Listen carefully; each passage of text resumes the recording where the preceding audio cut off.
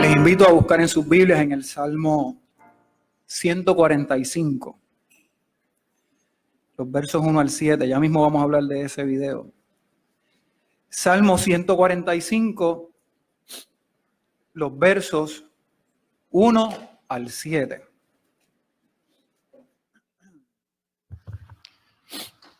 Y voy a leer la versión Reina Valera contemporánea.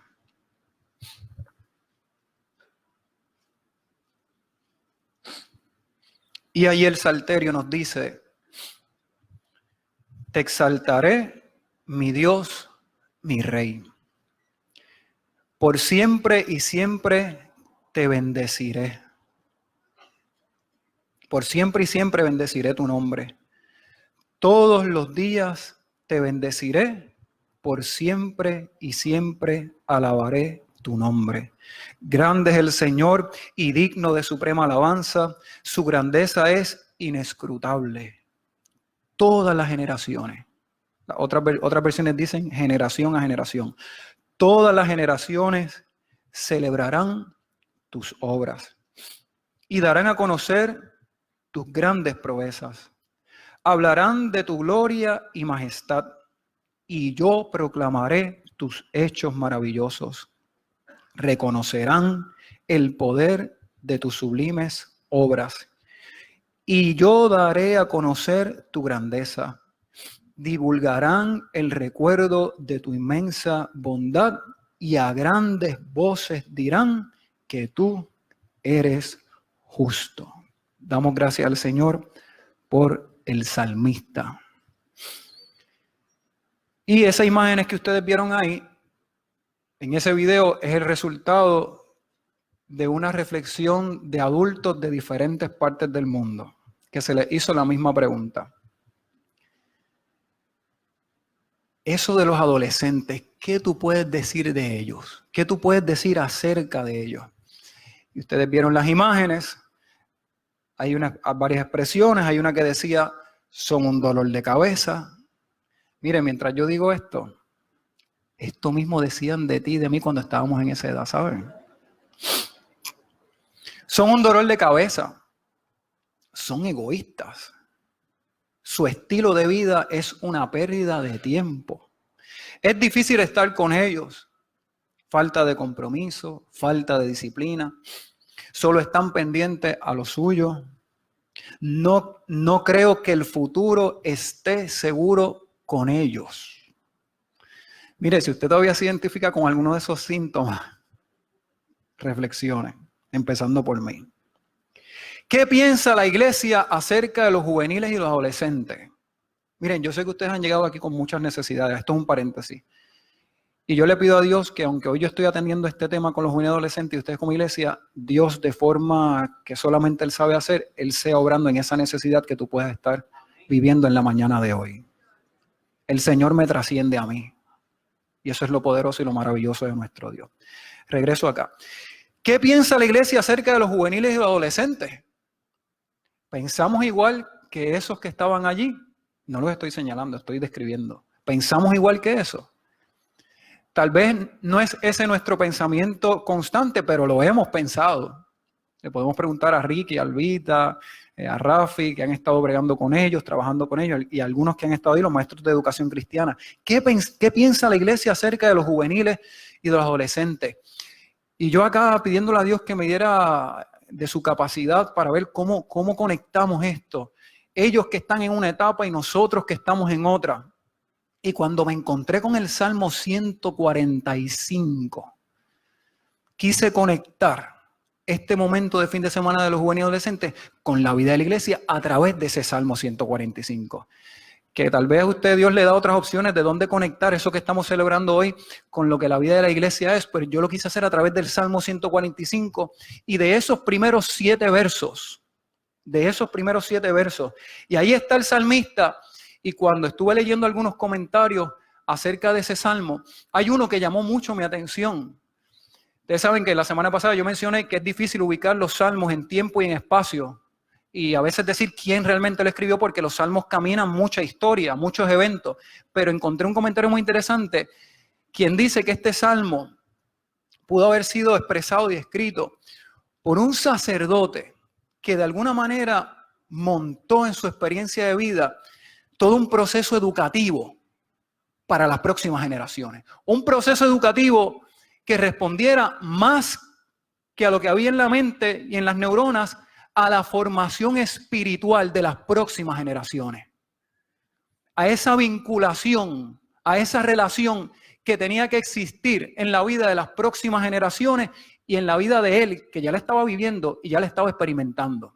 Y él quería compartir eso dentro de una experiencia educativa que, como usted ve, y de eso se tratan los salmos, está montada en una adoración, en una exaltación. Y la semana pasada hablábamos de este tema a través de la celebración del ministerio coral de sus 26 años. Hoy yo lo quiero ver en la vida de los juveniles, de los adolescentes y de la iglesia, de ellos que están aquí. Y ahí es que se da esa conexión. ¿Dónde nos encontramos todos según la etapa en la que estamos? Pues mire, nos encontramos, ¿usted sabe dónde? En el culto, en la adoración, que todos estamos aquí. Alguien ayer me preguntaba, mira Jason, ¿cómo es eso de predicar? Porque es que tener tanta gente ahí sentada y ver que unos tienen una edad, unos están pasando unas cosas, unos están pasando otras. Bueno, mi primera respuesta fue, eso es un ejercicio de la gracia de Dios. Porque si me voy yo solito a capela, fracaso. Eso es un ejercicio de la gracia de Dios. Y esa gracia de Dios hoy nos recuerda que en esa experiencia del salmista de exaltar a Dios, ahí nos podemos encontrar todos. En la adoración a Dios, adorar a Dios, reconocer su grandeza. Y parece muy básico ese pensamiento y ese sentir, pero no lo es. Porque tú y yo sabemos, los que hemos vivido un poco más, que cuando llegan experiencias de vida difíciles, inesperadas y duras, lo que uno pensaba que no podía pasar, como que se nos puede olvidar que Dios es grande y que Él está sobre todas las cosas. Y allí está el salmista adorando a Dios, reconociendo su grandeza. Y mire, los juveniles y jóvenes cantaron aquí hace un ratito y hay una parte de ese coro que dice, oh, cuán hermoso es nuestro Salvador. Nadie es más grande, solo el Señor. Nadie es más grande, solo el Señor. Dice el salmista, te exaltaré. Te exaltaré. Y usted, la primera pregunta es, ¿por qué exaltamos a Dios? ¿Por qué lo vamos a adorar? Y él dice, mi Dios. Y yo le recordaba la semana pasada que eso de mi Dios no es que Dios es propiedad de la iglesia ni es propiedad mía. Yo no soy dueño de Dios. El mi Dios responde a una relación con Dios. Yo puedo decir que Él es mi Dios porque Él se ha identificado conmigo y al identificarse conmigo yo he visto su amor, su gracia, sus cuidados, sus atenciones, su bondad, su favor, su provisión y yo he querido relacionarme con Él. Y por eso puedo decir que Él es mi Dios. Pero es hermosa la expresión que hace el salmista cuando dice, te exaltaré, mi Dios, mi Rey. Mi Rey. Y eso de Rey es el que gobierna. El que está sobre todo, el que toma decisiones sobre la vida. El salmista exalta y adora a Dios en medio tal vez de un proceso de monarquía, de reinado. Y él puede decir, el Dios que yo conozco, el Dios que yo adoro, mi Dios con el que yo me relaciono, Él es mi Rey. Él gobierna sobre mí. Que hoy tú puedes estar pasando algún momento con alguien o situación, la que sea, y tú piensas que eso tiene control sobre tu vida. Que eso está haciendo contigo lo que te da la gana. Pues hoy yo quiero recordarte que ese Dios que el salmista exaltó y adoró está en medio nuestro y Él sí gobierna sobre nuestra vida. Y Él gobierna sobre aquello que te puede estar gobernando en esta hora. Y quiere liberarte de eso. Y quiere darte libertad en eso. Allí está el salmista. Esa expresión, te exaltaré, mi Dios, mi Rey.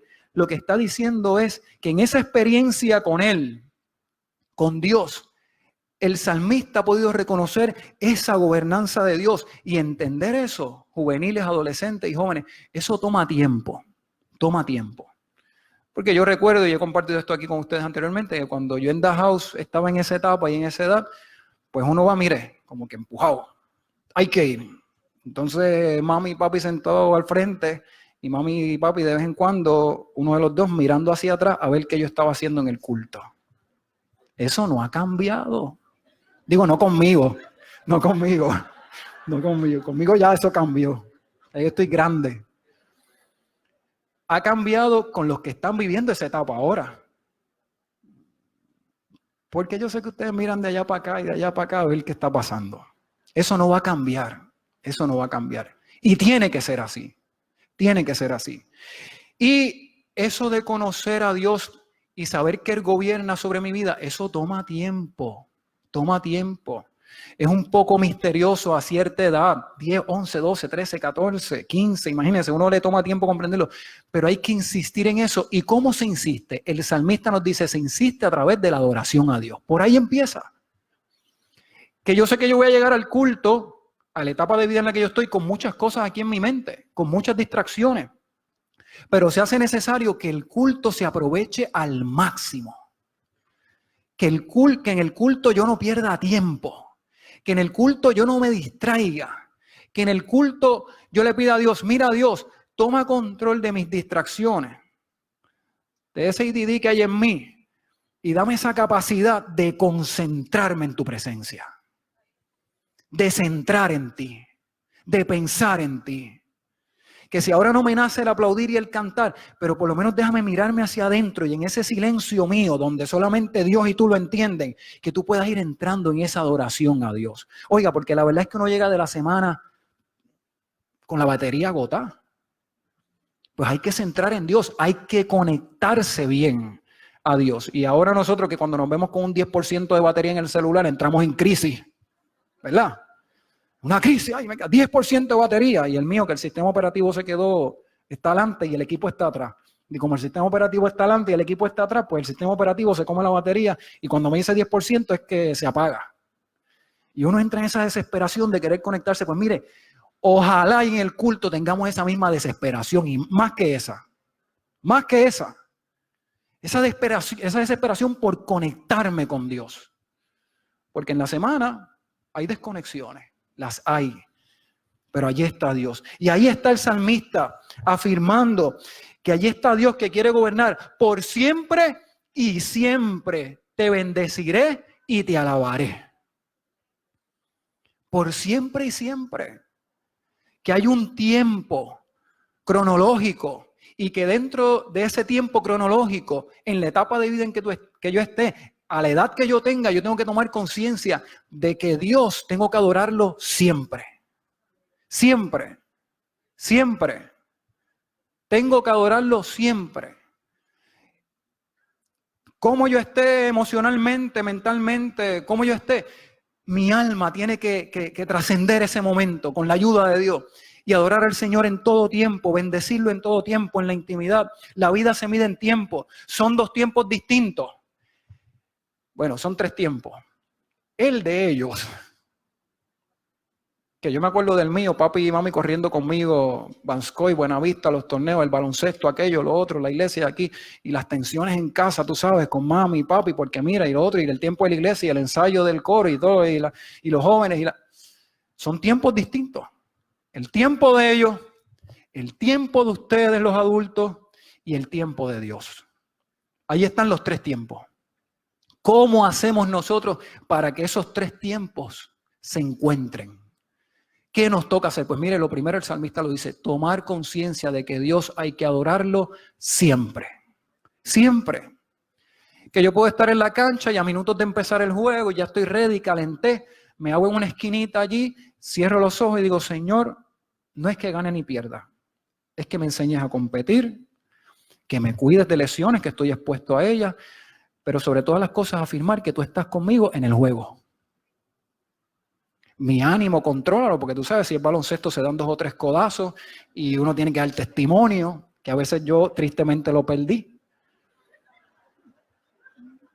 Es esa edad. Esa edad, no voy a dar ejemplos aquí porque tampoco quiero dar la idea. Pero eso es una realidad humana que está ahí presente.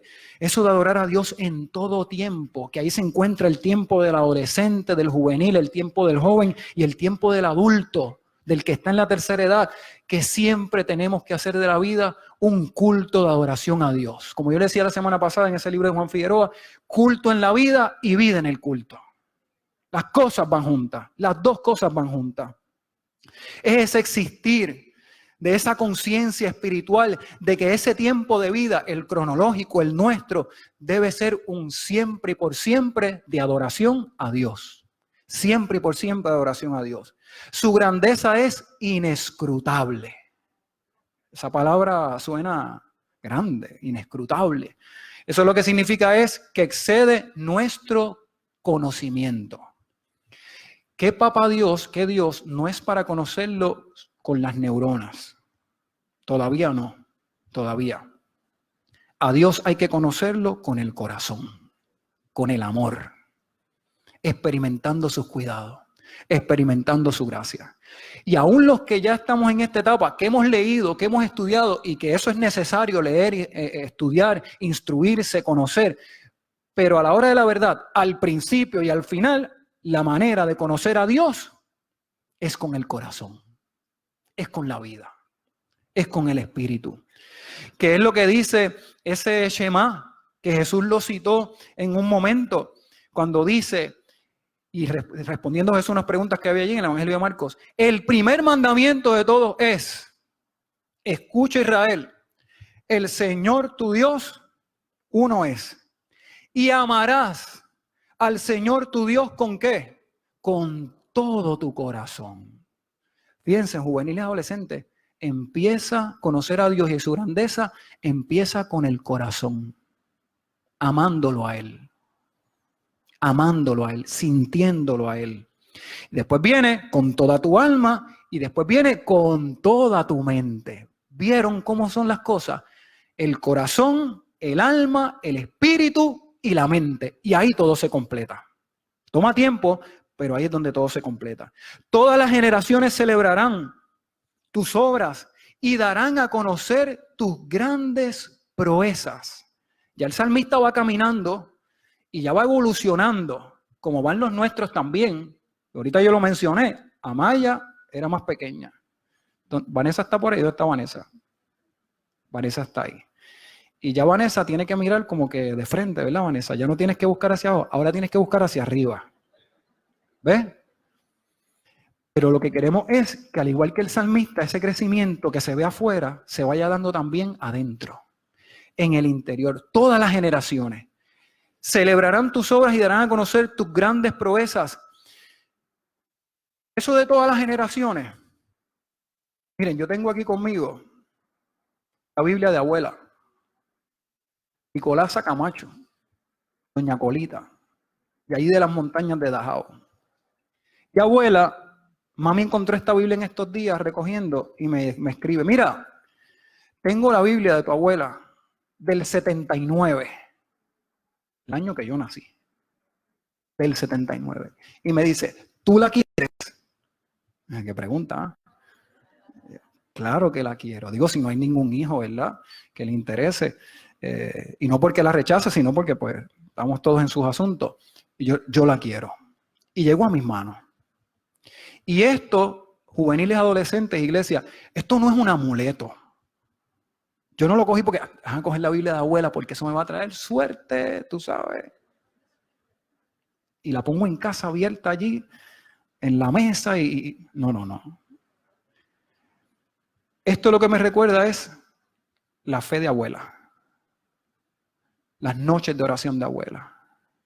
Las veces que se fue a la cuesta a esperar que sus hijos llegaran del servicio militar, pidiéndole a Dios que llegaran en una pieza. ¿Recuerdan la película que vimos la semana pasada? De eso es lo que me habla la Biblia de abuela.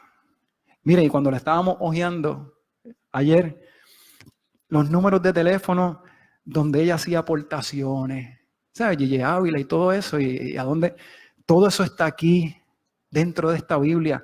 Parece que se le estaba rompiendo y la cosió. La cosió. Entonces, todo eso, yo sé que eso está en sus hogares también. ¿Y cómo vamos a hacer para que eso que dice el salmista, generación a generación, celebrarán tus obras, tus poderosos hechos? Esas obras que Dios hizo en la vida, está haciendo en la vida de ustedes. de esos abuelos que ya no están o bisabuelos y que queremos que esas obras se sigan dando en la vida de nuestras nuevas generaciones, de estos que están subiendo, como decimos nosotros. Mire, cuando usted mira en el ambiente deportivo, estas grandes clubes y todo lo demás se encargan de que esas fórmulas que han funcionado, hay que seguir pasándolas a las categorías menores para que cuando vayan subiendo ya eso esté cubierto y ya conozcan el sistema de juego. Pues lo mismo pasa con nosotros en cuanto a la fe, en cuanto a la formación espiritual. Divulgarán el recuerdo de tu inmensa bondad y a grandes voces dirán que tú eres justo. El salmista dijo, te exaltaré. Fíjense, el salmista empezó con él mismo. Como decimos acá, voy a empezar conmigo mismo. En vez de esperar que el otro haga, voy a empezar conmigo mismo. Yo voy a exaltar, yo voy a bendecir, yo voy a adorar. Y Dios se encargará de que eso vaya pasando a otras generaciones y con las cosas que me va a tocar a mí hacer en el nombre del Señor. Divulgarán el recuerdo de tu inmensa bondad y a grandes voces dirán que tú eres justo. ¿Cuán necesario se hace hoy que las nuevas generaciones, en medio del Puerto Rico que estamos viviendo, donde hay tanta maldad, donde hay violencia, donde hay corrupción, donde hay injusticia, donde, como hablamos en la clase de los jóvenes, hay tanta disfuncionalidad? ¿Cómo afirmar a ese Dios soberano que es bueno y que es justo? ¿Dónde está eso? ¿Dónde se encuentra eso? Estos días veía una película de esos tiempos donde 1300 y pico, y en una expresión de esa, de uno de los que dirigía uno de los batallones, dijo, yo no sé por qué ustedes van a pelear. Y él decía, yo sé que Dios no está en esto. Cuando nos metamos allí, Dios no está. No estaba, según él. Pero ¿cómo es que hoy podemos afirmar que en medio de todo lo que estamos viviendo, Dios sigue siendo bondadoso y justo? ¿Dónde está eso? ¿A quién le toca recordar eso? ¿Quién tiene la responsabilidad de recordar que Dios es bondadoso y justo? ¿Quién? Él lo puede hacer y Él lo hace, directamente Él lo hace. Pero si somos pueblo de Dios, si somos su iglesia, eso nos toca a nosotros. Recordar que Dios es bueno y que Dios es justo. Y lo más esencial y lo más, fíjense que yo estoy básico hoy, estoy esencial. Lo más importante es saber que a Dios hay que adorarlo con el corazón, con la vida. Y después vamos a ir conociendo más de Dios. Que Dios es grande, más grande que cualquier cosa que podamos estar viendo. Y más ellos que con todo lo que llega a sus manos, con todo lo que ven, con todo este asunto de ahora, ya la información la tengo y la tengo antes de que llegue a papi y a mami, ya de eso yo sé. Entonces piensan que son más grandes. Piensan que son más grandes. Y recordar hoy que hay que ser bien humilde para tener presente que Dios es más grande que todas las cosas. Y ya el salmista llega aquí diciendo, esa grandeza se da a mostrar y se revela en su bondad y en su justicia. Y nosotros tenemos que recordarle a las nuevas generaciones que Dios es bondadoso y que Dios es justo. Voy a compartir una experiencia muy personal. Cuando yo estaba estudiando ahí en la escuela José Manuel Torres, bien cerquita de casa y en The House, yo recuerdo que hubo un cambio en la estructuración de la escuela. Los de escuela elemental ahora se iban a unir a los de escuela intermedia. Y eso fue las familias allí, los porqués, bueno, más o menos lo que se ha estado viviendo en los últimos tiempos, recientemente en Puerto Rico. Y yo recuerdo que la transición se hizo, inclusive se construyó una escuela nueva donde iba a estar todo el mundo ahí, desde primer grado hasta 9º grado. Y cuando esa transición se da, yo estaba más o menos entre 5º y 6º grado. Así que por encima de mí estaba 7º, 8º y 9º. Y en esa construcción, yo recuerdo que había un túnel que conectaba a la cancha. Había dos formas de llegar a la cancha de baloncesto. Un túnel que se hizo bien bonito, bien trabajado, y una puerta a la extrema izquierda del edificio que tenía un portón y también se podía llegar a la cancha. Usted tenía esas dos opciones para llegar. Había una tercera opción, pero usted tenía que brincar la verja, volverla a brincar para entonces entrar a la cancha. Pero las dos que se hicieron fueron esas. Y por allá había maldad en unos pocos. Escuchen bien esto, juveniles y adolescentes. Habían algunos pocos que estaban haciendo maldad. Y cogían y el portón de allá lo cerraban y se ponían de espalda a él. Y pillaban el portón, lo pillaban. Entonces, tú sabes, tan grande. ¿Quién vaya a tocarle la espalda y decirle, mira, que yo quiero pasar para la cancha? Y cuando usted pensaba en el túnel, ya lo estaban esperando. Porque en el túnel se paraban los otros pocos que también estaban conspirando maldad. Y estaban unos a un lado y otros al otro lado. ¿Recuerdan el asunto ese de Fremont? Lo que tú digas, pues eso es lo que te va. Y algunos no creían ni en eso porque eran tan malos. Y cuando uno iba a la cancha, o tú te arriesgabas a coger todos esos cantazos, o sencillamente ese día te quedabas sin jugar. Y si tú regresabas, era vergonzoso, porque ya tú estabas ahí tras el tuyo, de momento veías, entonces habían otros alrededor mirando y sabían que tú no te atrevías a pasar porque ahí estaban los que estaban, tú sabes, abusando. Hoy eso tiene un nombre, ¿cómo se le llama? En mi tiempo no tenía nombre todavía, yo creo. Pero era maldad. Y allí tú decías, pero si yo voy a la iglesia y decimos que Dios es bueno y que Dios es justo, ¿cómo es que yo me encuentro con esto aquí? ¿Qué yo hago con esta maldad que hay aquí, con esta injusticia?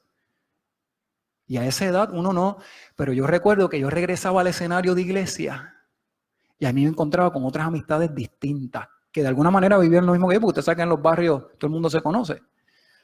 Pero en la iglesia era distinto, la dinámica era otra, los encuentros de verano, los espacios abiertos, eso no estaba allí. Y la iglesia era la que me recordaba que Dios era bueno y que Dios era justo y que no se quedaba en el templo.